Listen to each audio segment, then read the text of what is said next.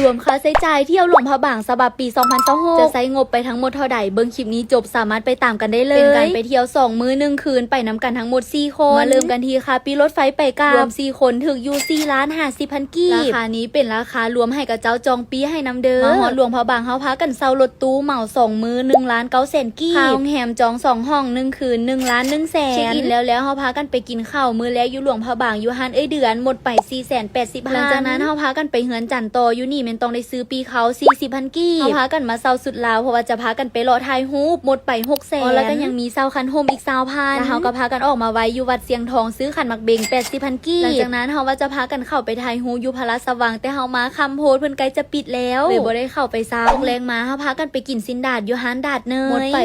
880,000 กีบตื่นเช้ามามื้อที่2เฮาพากันไปกินข้าวเช้าอยู่ที่ร้านข้าวเปียกปราสาทนิยมหมดไป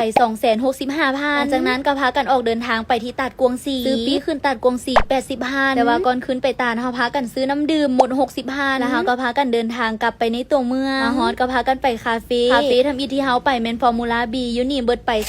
342,000 กีบหลังจากนั้นก็ไปคาเฟ่ที่2ต่อก็คือคาเฟ่ดาดฟ้าซึ่งอยู่นี้เฮาพากันซื้อน้ำเบิดไป165,000แล้วก่อนกลับเฮาก็พากันออกไปแวะกินข้าวก่อนค่าข้าวมื้อนี้485,000ซื้อน้ำมะพร้าวอีก50,000และขนมโคกอีก20,000รวมค่าใช้จ่ายเที่ยวหลวงพระบาง2 มื้อ1 คืนรอบนี้ถึกอยู่10,545,000อาหารกัน4 คนตกอยู่คนละ